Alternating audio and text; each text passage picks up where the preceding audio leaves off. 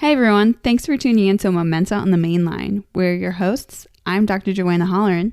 And I'm Dr. Ilan Green. We're here to talk about all things health, wellness, fitness, performance, and overall well-being. Hope you enjoy the show.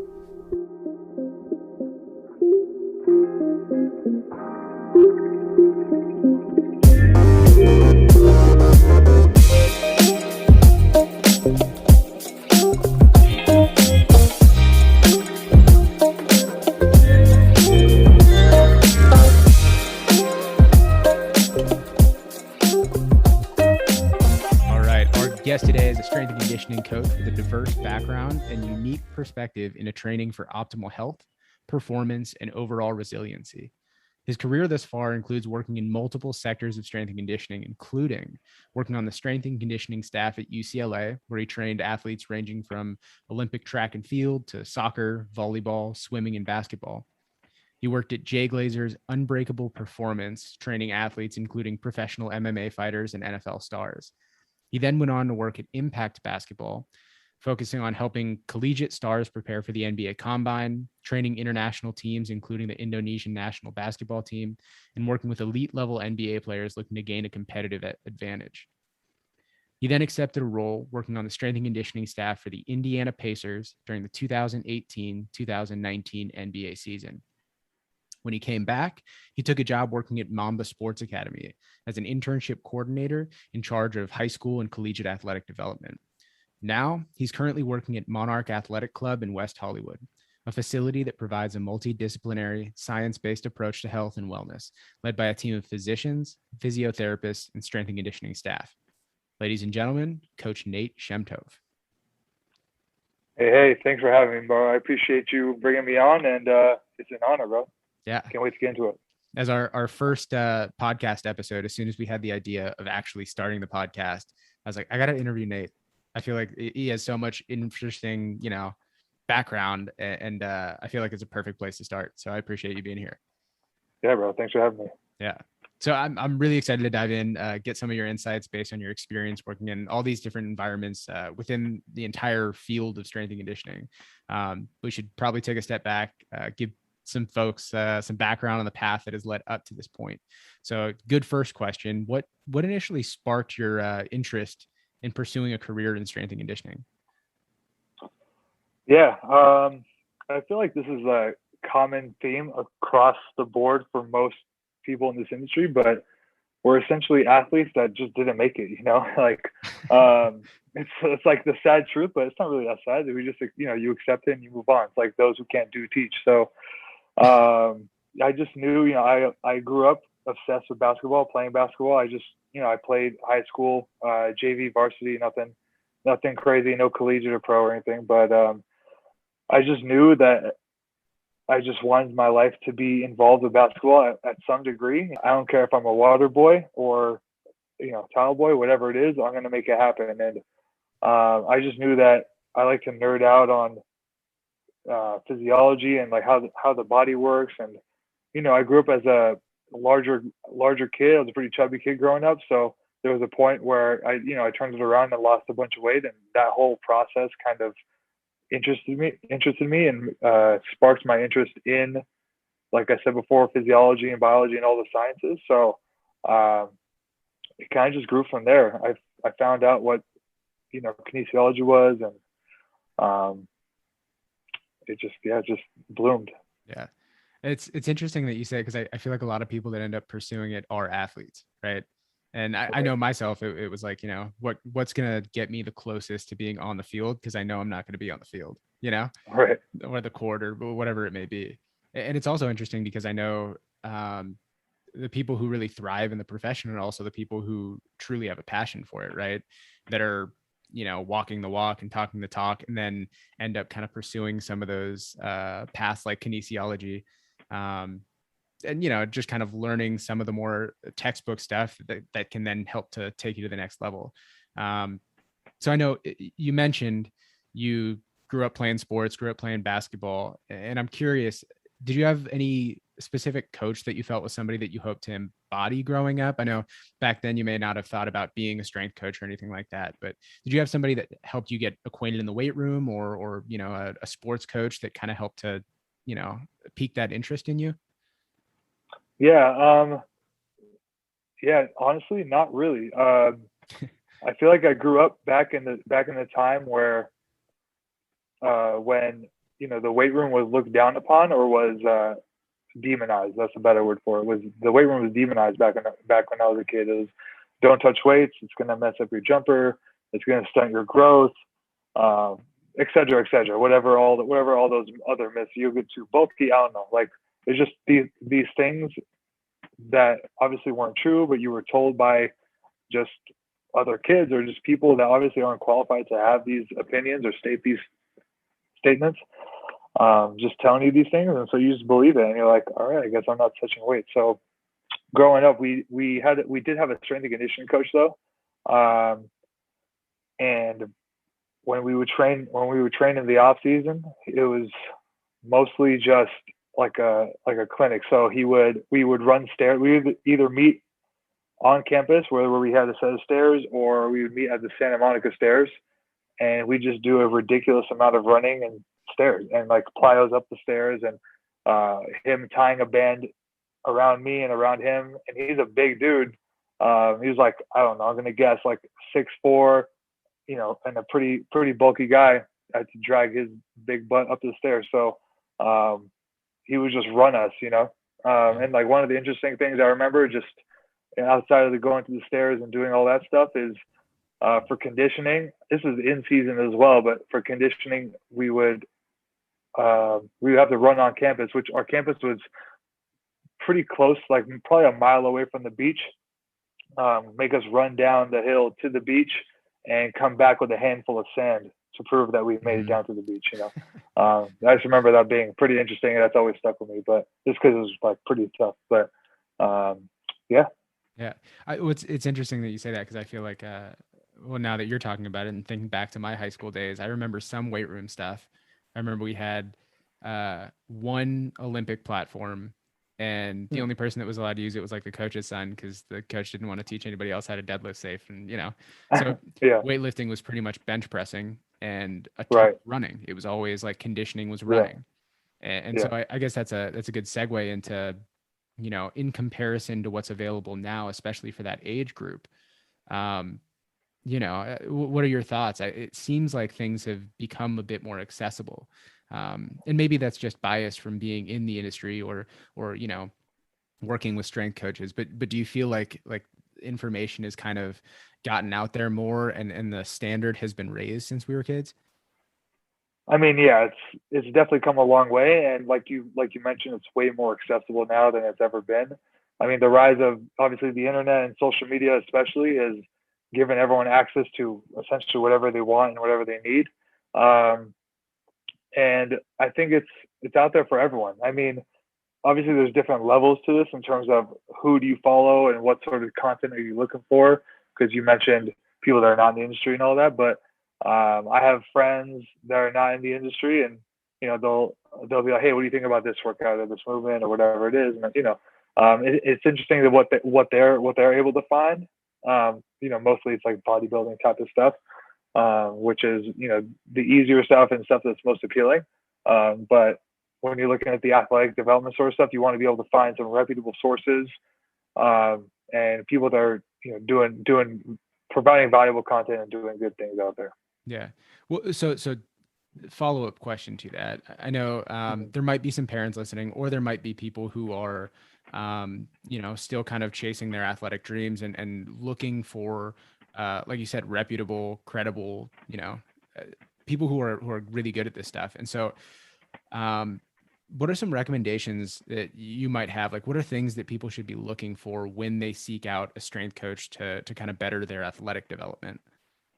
Yeah, absolutely. I mean, I've worked with a bunch of kids up until this point, and I can definitely tell you that parents are looking for any little advantage, any little advantage, whether it's, with you in person, or they're going to ask you about supplements and this and that, whatever it is. So definitely my advice to parents out there is to find someone that's qualified. I know that's easier said than done, but find someone that's qualified and someone that keeps it simple. Usually the simpler someone keeps it, typically the more qualified that they are. And you want to have someone that's just not going to run them into the ground. You want them to teach them. You want to be able to teach a kid skills and follow essentially what's called the long-term athletic development model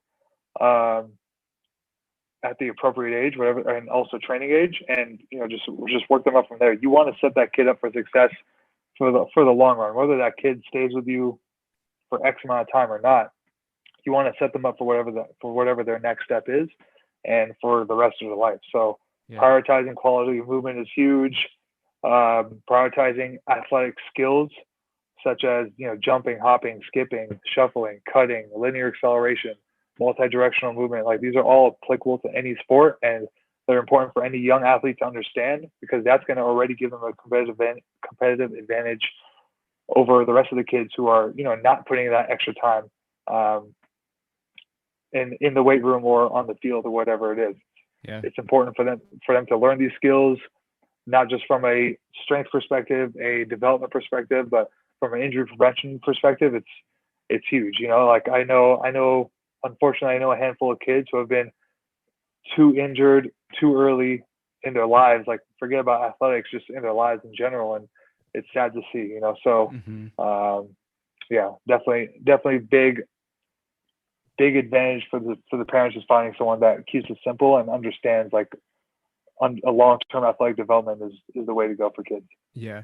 Okay. So I have two follow-up questions for you. First one, just when we talk about like looking for something that would qualify somebody as, a knowledgeable, trusted source, are there any qualifications that you look for, certifications, background, kind of like keywords that you look for if somebody's kind of doing a search for, sports performance training in their area? Yeah, that's a great question. I know there's a lot of alphabet soup out there with all the certifications that are out there. True. So, and I know like nobody cares about those and nobody knows what they all mean, but the gold standard for strength and conditioning is the CSCS, the Certified Strength and Conditioning Specialist. I'm not saying that everyone with this certification is, going to be fantastic, but it's definitely a bare minimum for anyone in the industry. So that's definitely a key word. The CSCS is definitely someone to look for. And then outside of that, hopefully, this person has experience working in the team setting, whether it's a high school, college, pro, whatever it is. So, like, hopefully if they have that sort of background, they're seasoned, they're not too green into the game, and they have some knowledge under the belt. Right. It's a little bit more applicable rather than thinking about, from the outside, what would be best in that team setting. So Right. the second question I had for you was kind of a follow-up when it came to, you listed out things that I think are really important, like athletic skills that you should focus on, especially for younger athletes, just kind of the basics like jumping, hopping, skipping, shuffling, cutting, linear acceleration, all the basic kind of movements that fill out a lot of the sports that everybody plays. And it got me thinking about this concept of, I think sometimes when we think of training or hear about training, we think about people that are working hard, and that hard work immediately kind of leads to athletic development. So what are your thoughts Right. on that kind of concept or that spectrum of working hard versus working smart? Yeah. I mean, there's an old adage, work smarter, not harder. It's definitely true. I mean, working hard is obviously important. We're not taking naps during training, but it's just about having a purpose and a goal in mind. You don't want to just work hard for the sake of working hard. You want to have a goal in mind. You want to have a why. Why are we doing this movement? Why are we picking this rep scheme? Why are we having why are we doing X, Y, and Z exercises, these movements? Like this, that's what matters. If I can ask you why you're doing X, Y, and Z, and you have an appropriate answer and a reasoning, then that's great. But if you say just because I saw a video, or just because it's hard or whatever, that's not good enough. You're not doing the athlete justice. You're doing them a disservice, and you're probably going to run them into the ground. So you want to be able to have a plan, have a purpose, and just execute. And not everything needs to be perfect. It's okay to experiment a little bit. However, you want to make sure that anything you ever program for an athlete, youth, pro, whatever, anything in between, make sure you can do that yourself, and make sure you know what it feels like. So, you can sympathize, you know what it feels like, you know how much rest or the appropriate volume or whatever it is. You can write that out and plan that out, and so you're not just doing random stuff for the sake of it being hard. Right. Well, I think that's actually another kind of perfect segue into the next question. So kind of getting off of the topic of just programming for younger athletes, and kind of getting more into some of your experience working with some of the more elite competitive athletes. I think just in general, you have some interesting insights into programming for all different populations, working in, private sector, working, at the collegiate level, working in pro sports, especially with the Pacers. And so I guess my first question is, kind of around, we get glimpses all the time, these like highlight reels of professional athletes training, especially in the private sector. And I think some people see it, they'll replicate it, but I think kind of like you said, there's usually a lot of planning and purpose that goes into developing a program for an athlete. And we only get to see the highlights. So my Right. question is, what goes into programming for a pro athlete? Like, where do you start? What are the types of things that you need to think about, the information that you need to kind of approach training for somebody at that level? Yeah, absolutely.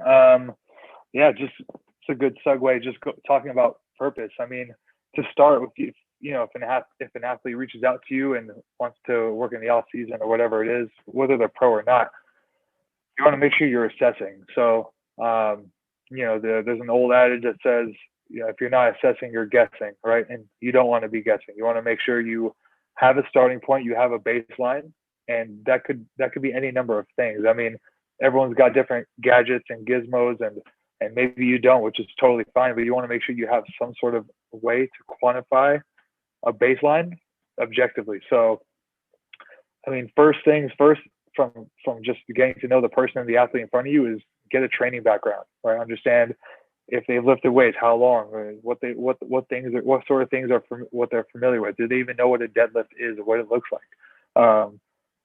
Injury history, so you can know if there are any contraindications in terms of movement from a joint capacity perspective, from a musculotendon perspective as well. You want to make sure you're not going to accrue any soft tissue injuries just because you overlooked a few small details. And then from there, it's about, like I said before, getting that objective data. So whether you have something like force plays, Nord boards, jump mats at your disposal, maybe you have none of those things, and it's totally fine. But if you do, then you can do something that's called force velocity profiling, which is, you can essentially just figure out what sort of athlete that person is in context of a force velocity curve. Are they more springy and elastic like a Vince Carter, or are they more force and power dominant? I can't think of an example, but essentially someone that you wouldn't think of being very elastic and springy, Shaq, someone that's right? more force dominant. Shaq Yeah, doesn't need to. He doesn't need to totally. jump much. I was the first person that came to mind was Roy Hibbert, and I didn't want to say that. So, anyways, I was like, people might not even know who that is at this point. But anyways, yeah, that's a great example. Are you more force dominant? Are you just strong, or are you like really springy and powerful? And if they are one, then you probably need the other thing. You probably, if Zach LaVine walks in the door and wants to train with me, I probably don't need to do a ton of extensive plyometrics, working on like minimal ground contact time and that sort of stuff, because he already has it. Like, we need to work on the other things, the other side of things. Mm-hmm. That's just an example. But anyways, other ways you can assess an athlete, like I said before, talking about from a joint perspective, passive range of motion and active range of motion. You can see a deficit there at the hips and the shoulders. Those are probably the two most important joints, the big global joints you can look at.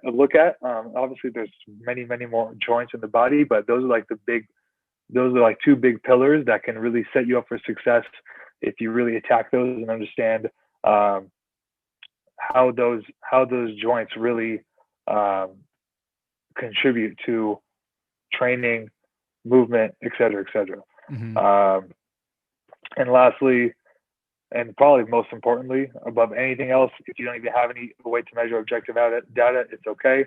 But you need to understand the sport. And if you know what a needs analysis is, then that's the way to go. And if you don't, then I'll just quickly just give you an understanding of what that is. So a needs analysis is essentially what are the needs of the sport, right? So let's take basketball, for example. You want to think of all of the things that basketball involves. And I'll just give you a few things off the top of my head, but like you're talking about dimensions of the court, number of minutes in a quarter, the average number of time that a possession lasts, number of games in the season, energy systems demand of the sport. So like, meaning when I say energy system demands, and before I said like how long or what is the average length of a possession, those two come hand in hand. If you understand how long an average possession is, then you probably know what sort of energy systems are demanded of that sport. So like basketball, it's a pretty glycolytic sport and also an aerobic sport because they're going for X amount of time, and you have to be able to recover in between bouts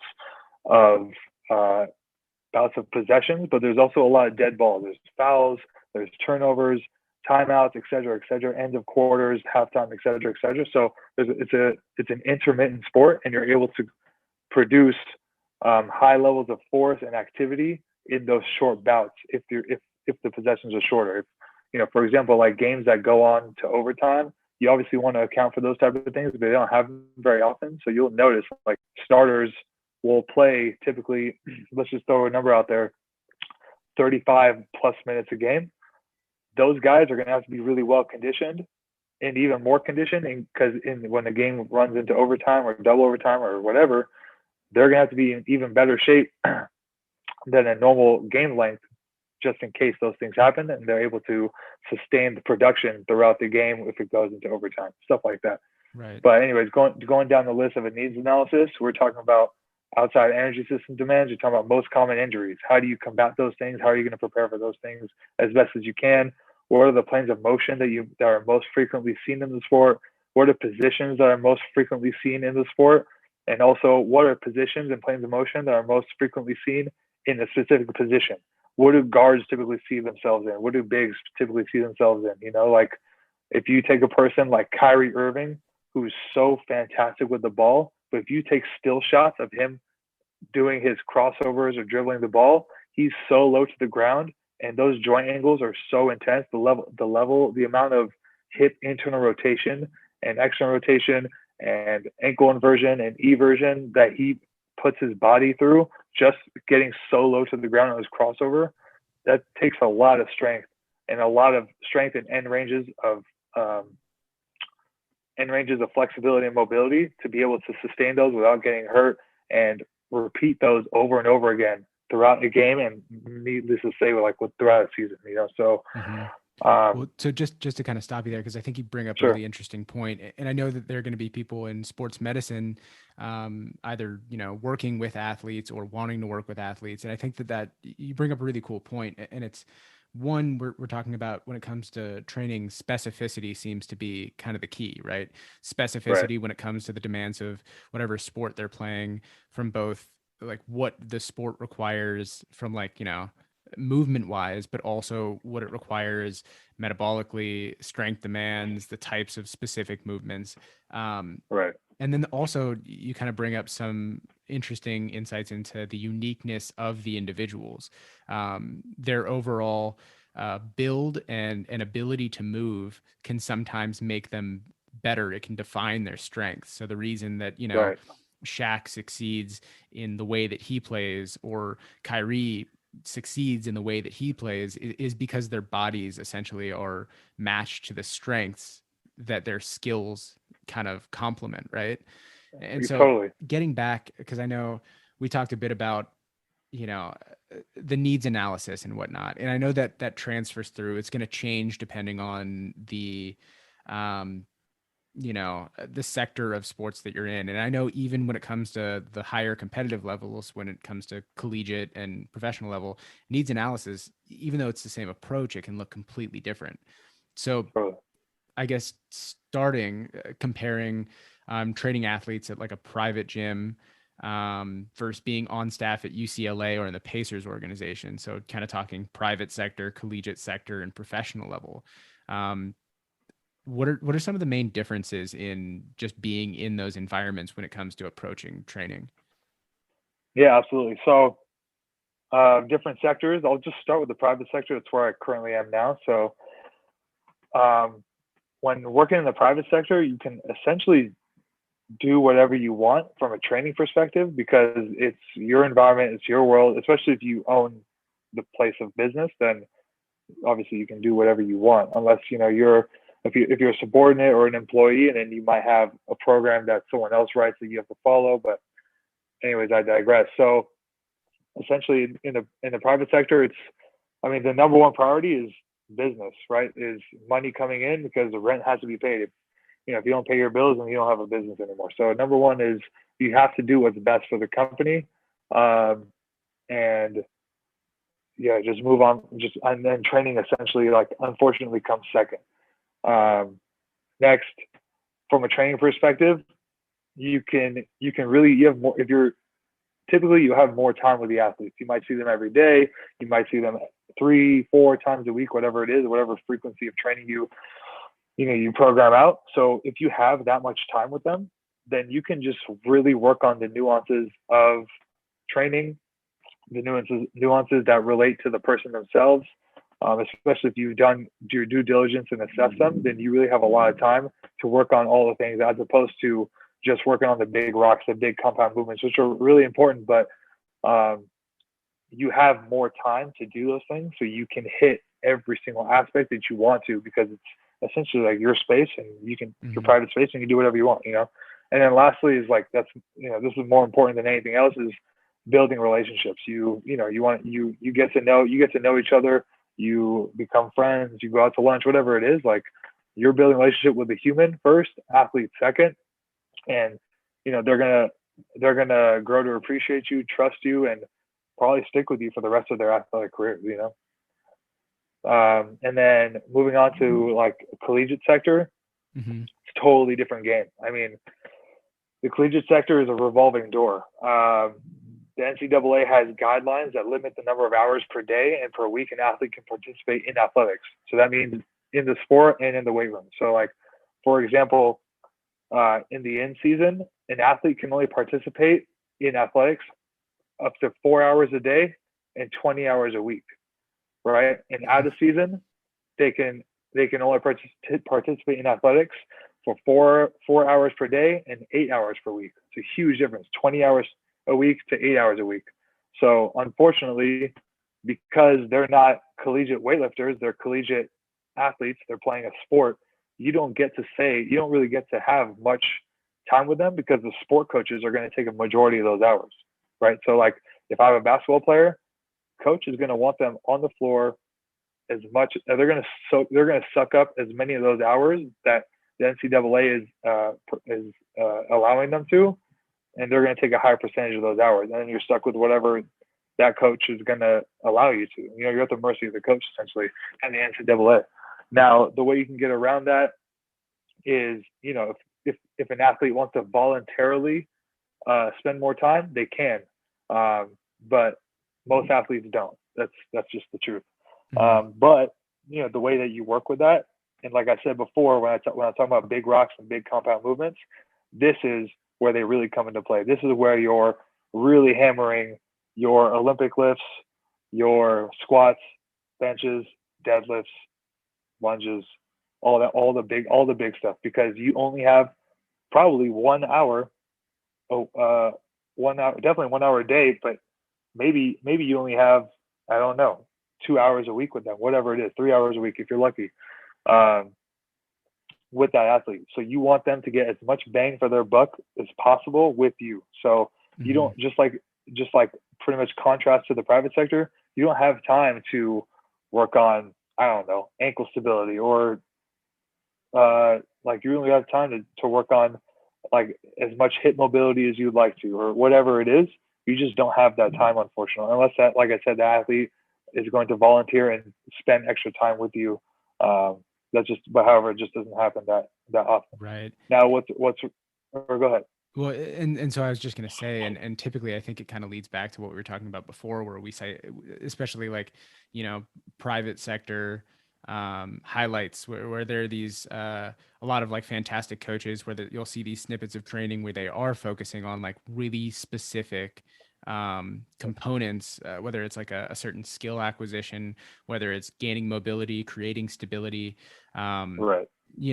and so you get these people who are known for specific things because they're able to kind of revolve or like become known in the private sector for those like niche training approaches Totally. versus, like some of the collegiate programs where you were talking about, it's focused on more compound movements, right? Can you go into a little bit of detail, just kind of like, just if somebody's brand new to the concept of like what is a compound movement? Why is it the most bang for your buck? Just to kind of give some of the basics in that regard. Yeah, for sure. Essentially, it all goes back to having a purpose in your training. So if my purpose as a support staff for, let's just say, the collegiate basketball team, my job as appointed by the head coach is to make their athletes bigger, stronger, faster. Yeah. And the way you're going to do that is by creating as much mechanical stress, metabolic stress, and thus creating a hormonal response.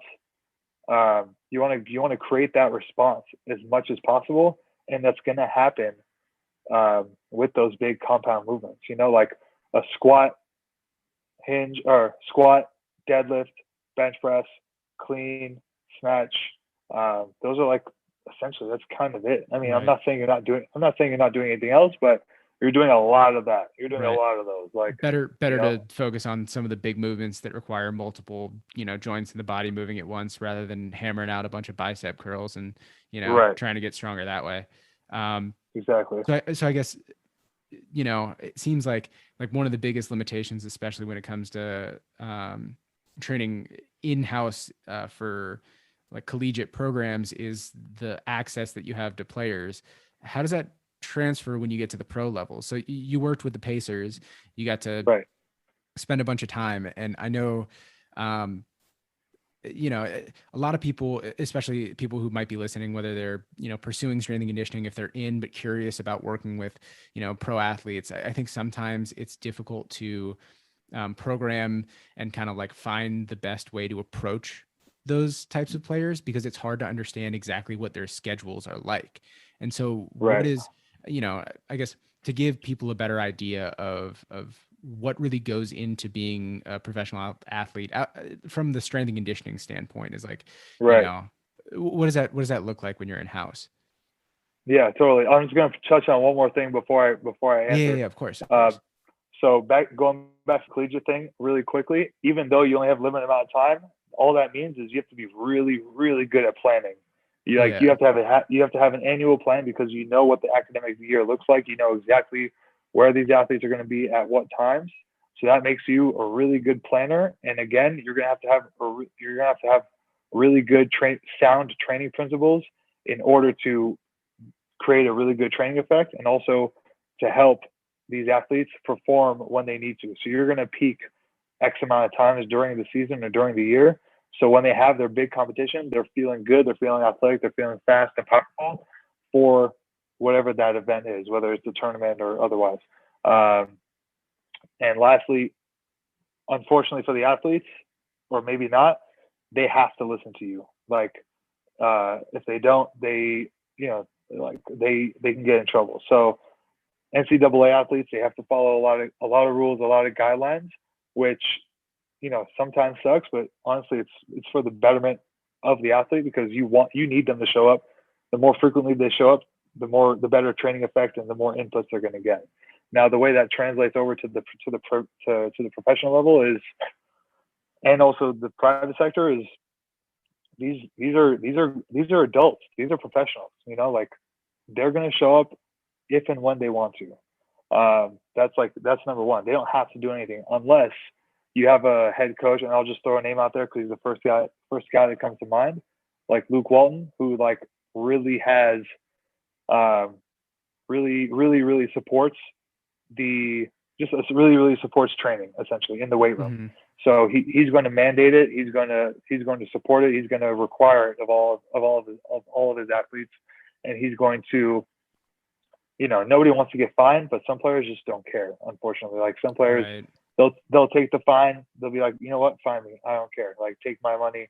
I just don't want to. I don't want to lift for whatever reason. And as time has gone on, that's become less and less of the narrative, but it's still out there. Now, from my own experience, the Pacers were fantastic. We had a great culture.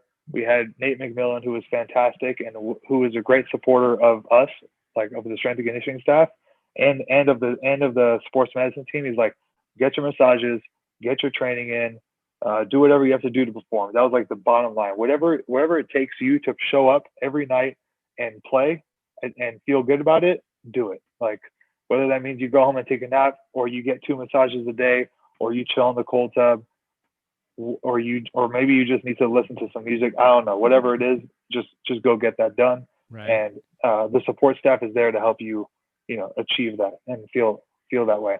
Now, the part where it gets challenging on the pro side is you're at the mercy of the game schedule. And now, like, for example, if you're in the NFL, it's all really easy to get your training in because you know exactly when your games are going to be. You're playing once a week and for 16 weeks and you're done. Like NFL is super easy to plan for. However, the NBA is not. You are playing maybe twice a week or maybe 5 times a week, back to back or not, and then in between all that, you're flying and checking in the hotels and checking out of the hotels.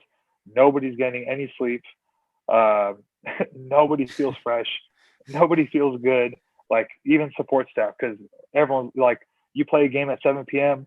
Game ends at 9:30 or 10. You're gonna grab something. You're gonna grab something to eat after. All of a sudden it's 11.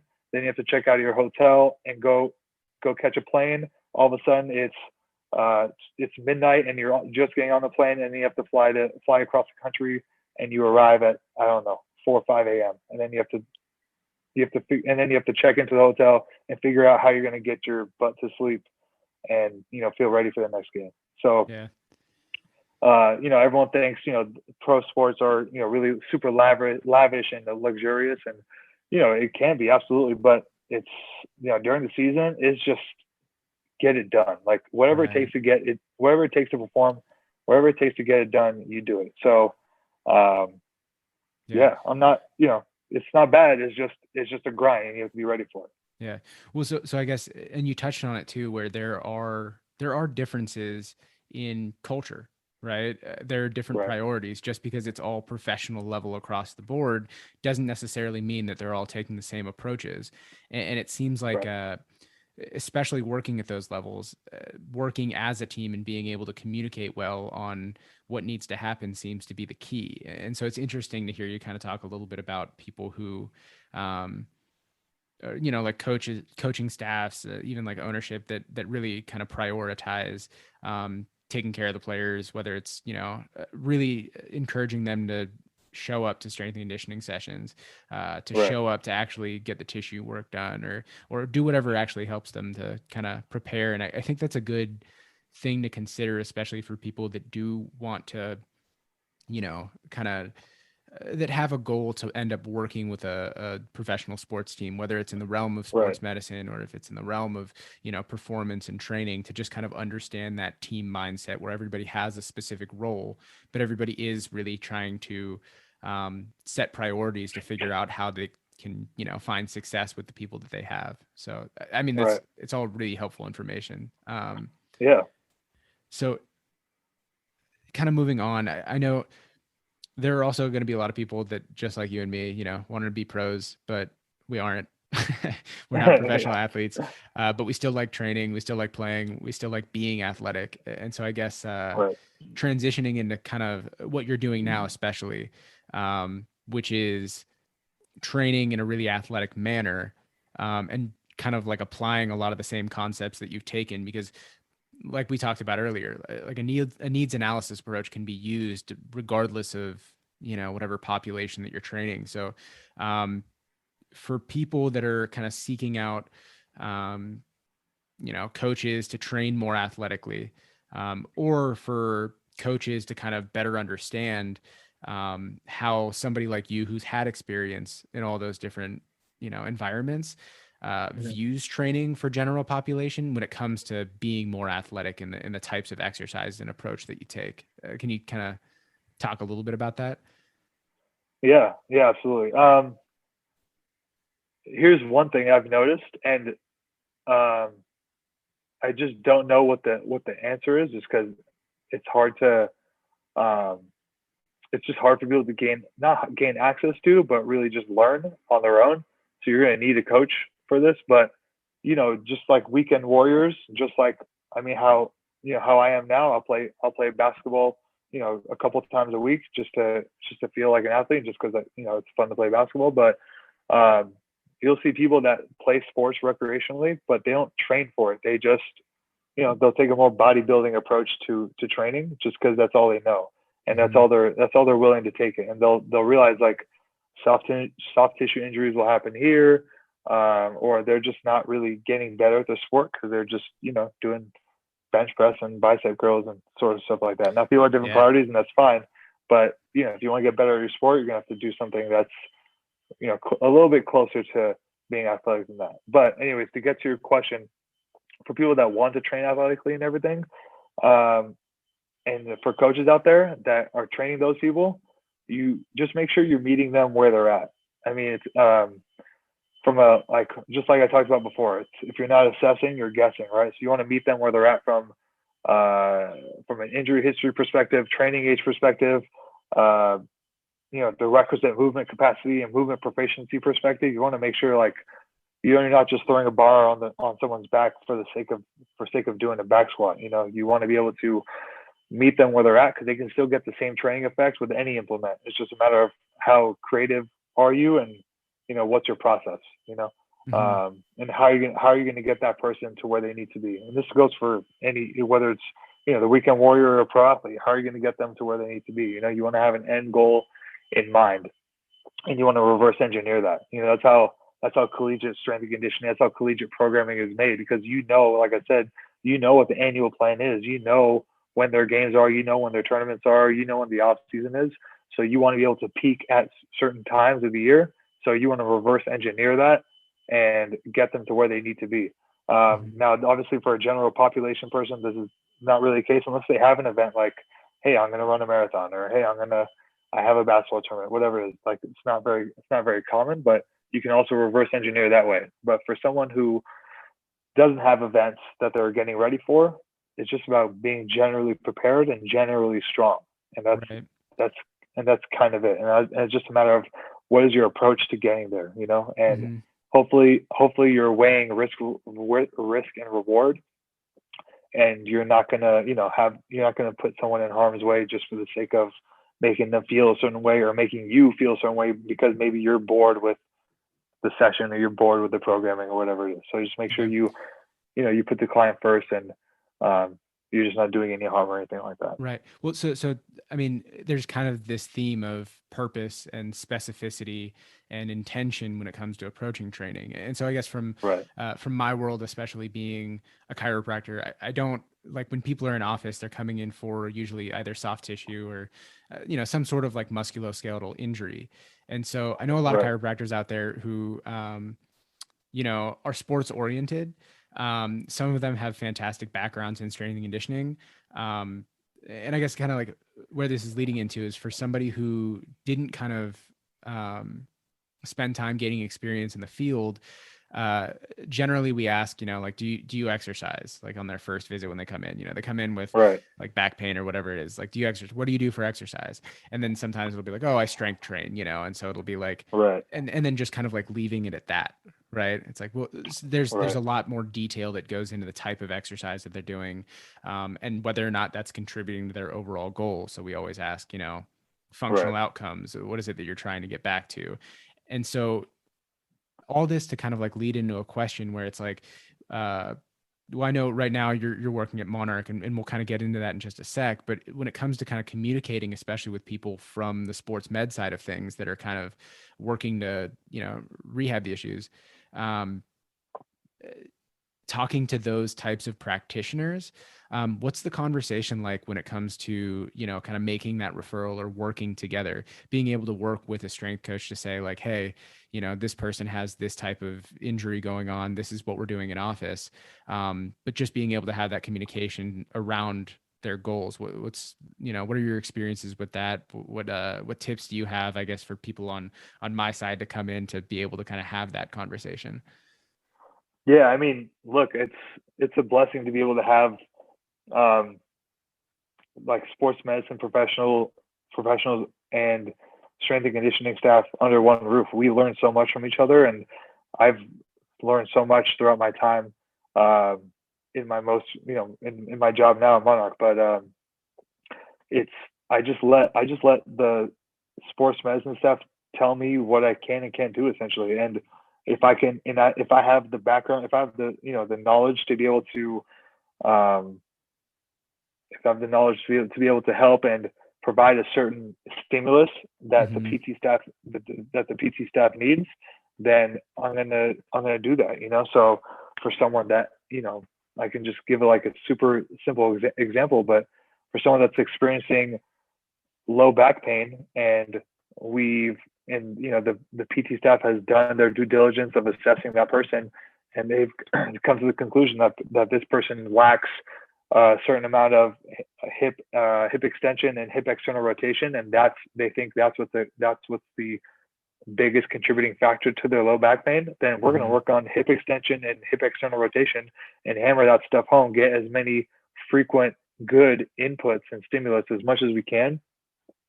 And more often than not, the PT staff is right. So I'm going to listen to them, So right.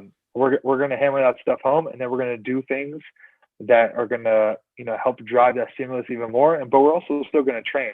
We're not going to sit and stretch and sit and do mobility drills for much of the session. But I am going to spend the first X amount of time, whatever it takes, to open up that capsule space or whatever it is to help that person access, and also train in this newfound range of motion.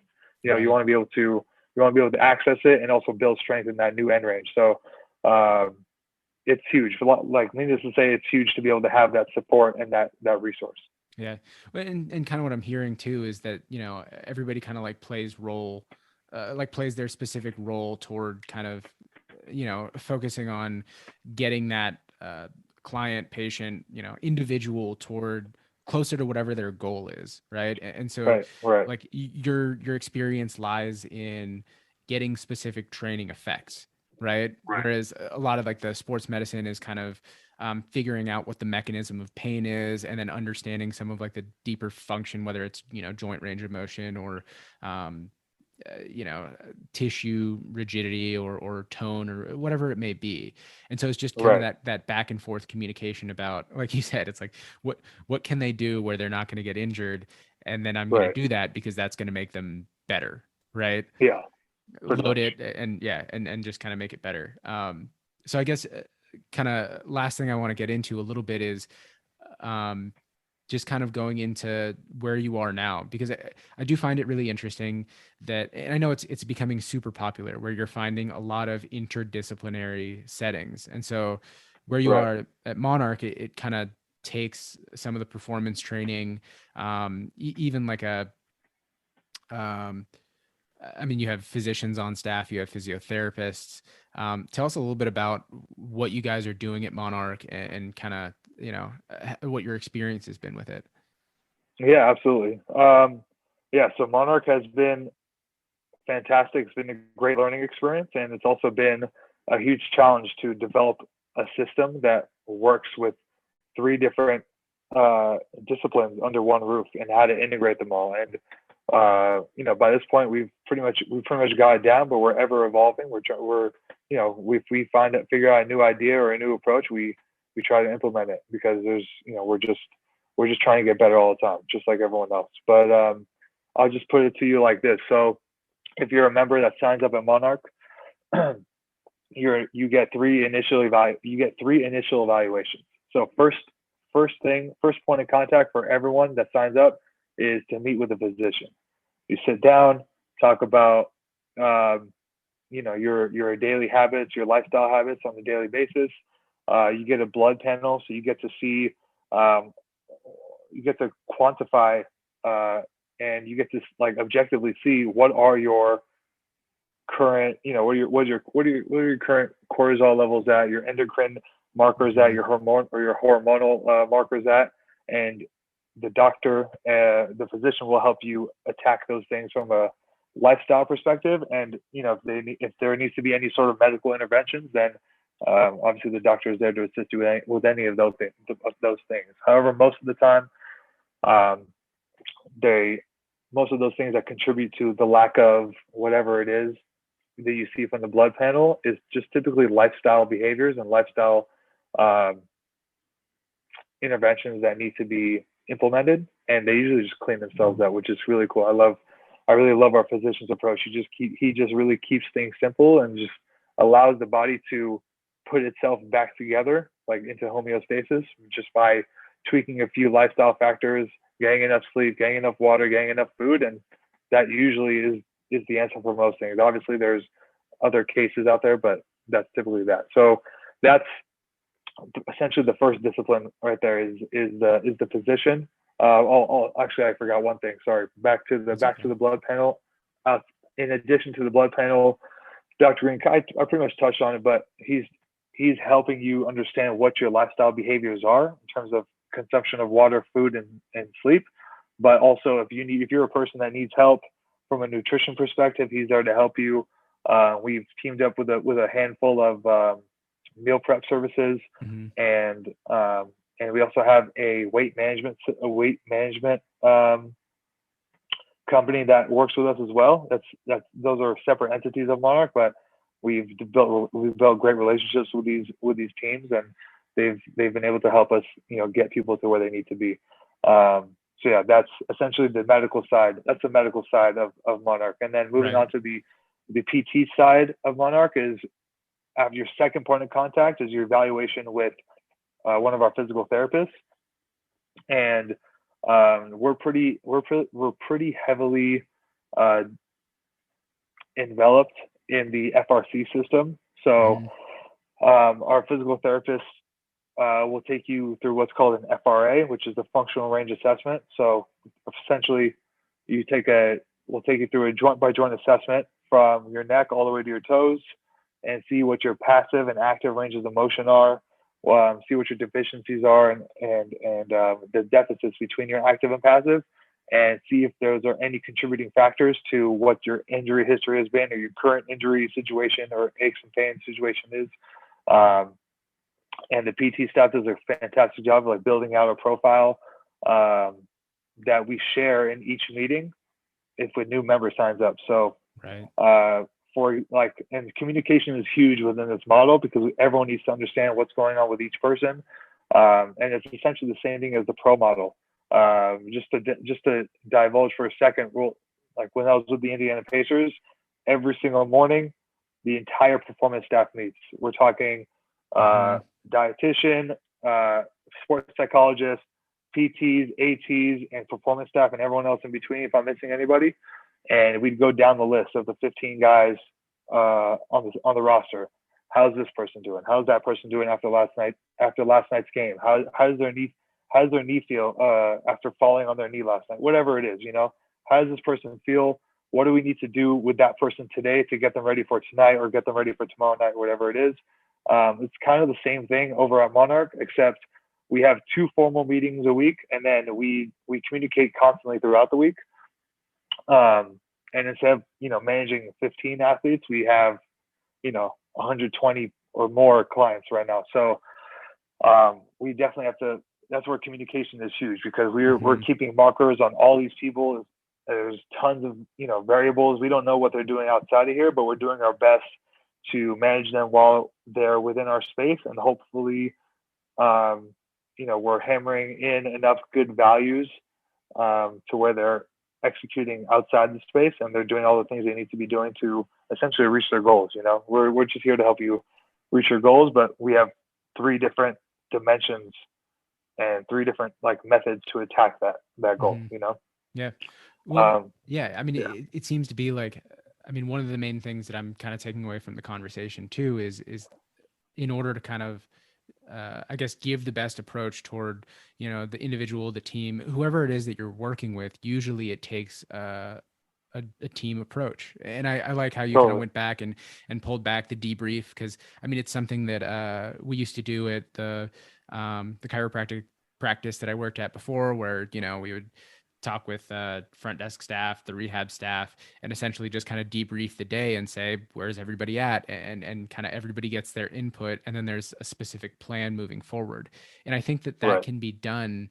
Yeah, it's a great takeaway, because regardless of whoever it is that's listening, that's, you know, in whatever role in that spectrum, being able to hear about, what other people are focusing on helps to kind of create those bridges to be able to make those connections and have those conversations with people, so that even if you're not necessarily under one roof, you can be collaborating with people. It doesn't have to be every day, but if you're working with somebody trying Right. to accomplish a goal, understanding that team approach can definitely end up benefiting the person that you're working with most. And so Yeah, I think it definitely. You really can. is, yeah, just about kind of, yeah, breaking out of your comfort zone, getting to talk to those people, and learning how to communicate about those things. But Oh what yeah, were you gonna say? absolutely.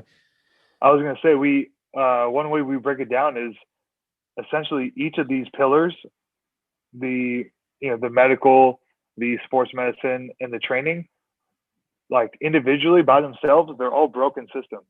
Like Mm-hmm. for example, if you go to the doctor and you get your blood done, and the doctor says, hey, you need to take this prescription medicine and get this much sleep and drink this much water and whatever it is, they may tell you to do those things, but then you're not going to see that doctor for another 6 months, a year, whatever it is. Like people don't see the doctor that often, so that's a broken system. Same goes with PT.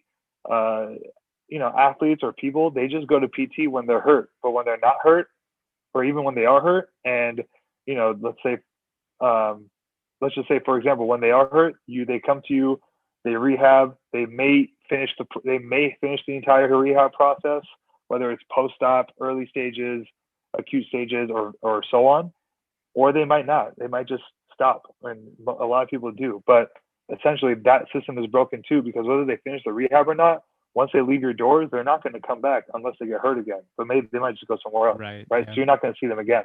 You can't monitor them. And the same goes for training. Training by itself is a broken system. You don't have the resources of a PT and a doctor at your side the whole time. You training by itself is great, but there are so many other variables that are missing, and you can only accomplish so much by training alone. Um, and like, yeah, obviously nutrition is also a big part of body composition and training, but a lot of coaches don't consult with nutrition. They also aren't usually that qualified to, and Mm-hmm. also their approaches usually aren't that easy to adhere to. Like most people, want to track macros, which is, in my opinion, the best way to, get your goals in terms of from a body composition perspective. Right. However, it is the hardest, the most intimidating, and the hardest to adhere to. Like counting macros sucks. So if like it does, if that's your approach, most people aren't going to succeed, because most people don't care about counting macros, don't want to count macros, don't want to spend the time doing it. So you're going to fail in that system. You know what I'm saying? So having a doctor and a physician and obviously a strength and conditioning staff all under one roof with many different approaches, many different philosophies but we can all agree on one thing, and that's essentially helping you. We'll figure out a way to help you. It's essentially a foolproof, in my opinion, a foolproof system. You just can't lose. Like Right. yeah, Yeah. Yeah. And I mean, I think, yeah, like you said, it's like trying to think that one individual approach is gonna, solve a multifaceted problem. right, It's negligent to the context of the problem as a whole. It's like, exactly, you can be really good at your approach, but it doesn't necessarily mean that um, just your approach is going to fix it. And so, yeah, being collaborative, being integrative, yeah, it definitely seems to be the way to go. And I know it's not a new concept, but it's really exciting to see the developments in a lot of these I mean, in health and wellness in general, which is why I Totally. was really excited to have you on and to be able to kind of bring in some insights into that entire realm. Because I do think that the more that we learn about what each other does and the specificity that the context of our individual approaches, the easier it becomes to really kind of communicate and better understand and then better serve the people that we're trying to serve. Absolutely. Well said. So Yeah. yeah, so yeah, I mean, yeah, there's so much stuff that we can continue talking about, but I think we should Yeah. we can leave it for another episode. We'll definitely have you back on. I hope you had fun Cool. doing it. We really appreciate it. Yeah, of course. There's a lot of really gold information and exciting stuff. So yeah, we really appreciate it. Yeah. Yeah, well done. Absolutely, man. Any I appreciate. yeah, any parting words for you? Anything you want to let people Um, know? Man, if you're in the industry, whether it's strength and conditioning, sports medicine, or otherwise, I mean, and if you're ever in LA, Los Angeles, and you want to stop by and talk shop, come, feel free. So if you want to get a hold of me, I mean, I'm Mm-hmm. pretty active on Instagram. That's kind of it in terms of the social media. But if you want to follow at Nate Shemtov _coach, you'll be able to find me there. Sweet. Well, Coach Nate, we appreciate it. Thanks so much. Of Until course, next well, time, thank sir. you. Absolutely.